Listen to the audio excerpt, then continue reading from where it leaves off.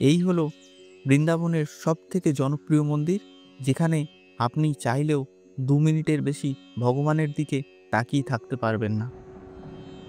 হ্যাঁ বন্ধুরা, আজ আমরা আপনাদের নিয়ে চলেছি সেই স্থানে যেখানে কৃষ্ণ ভক্তির প্রতিটি কণা যেন প্রাণ পায়।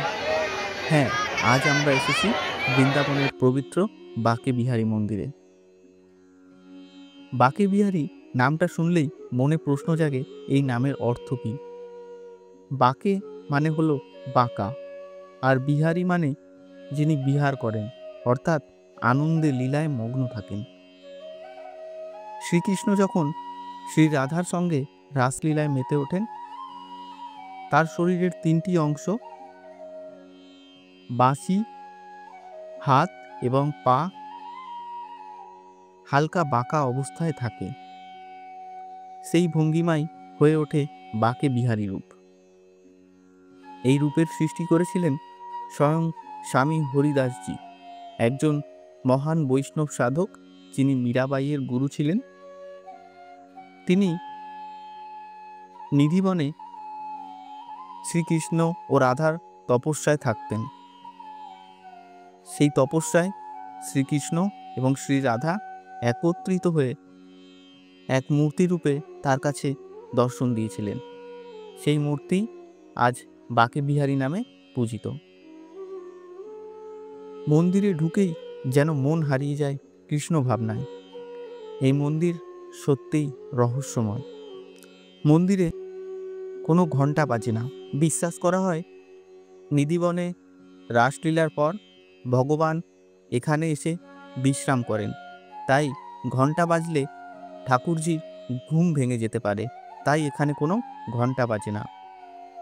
আর পর্দা দেওয়া হয় ঠাকুরের সামনে বারবার, প্রতি 2 মিনিট বাদে বাদে পর্দা দিয়ে ভগবানকে ঢেকে দেওয়া হয়, কারণ তার চোখের চাহনিতে ভক্তরা মোহিত হয়ে যেতে পারে, এমনই বিশ্বাস।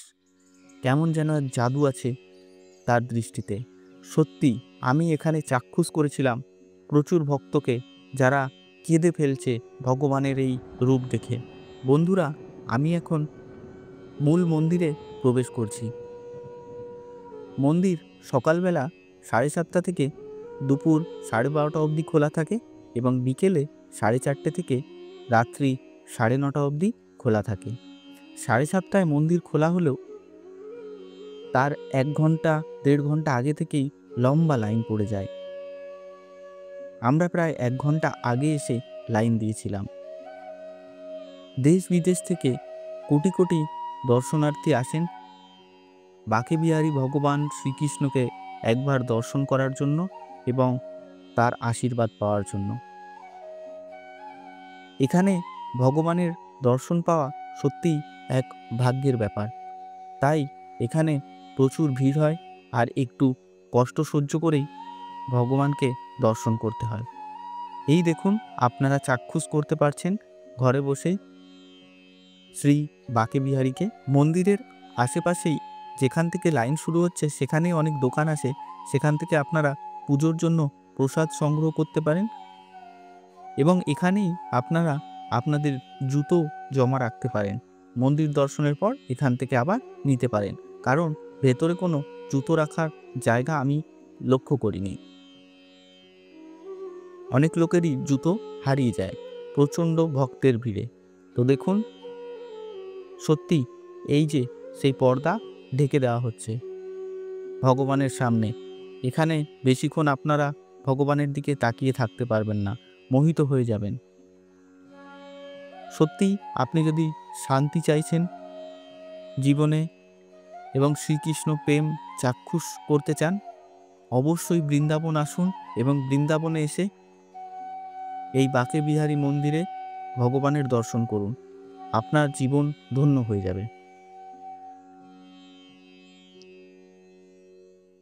আশা করছি আমার ভিডিওটা আপনাদের ভালো লাগলো। ভিডিওটা ভালো লাগলে অবশ্যই চ্যানেলটা সাবস্ক্রাইব করবেন এরকমই ইনফরমেটিভ ভিডিও পাওয়ার জন্য।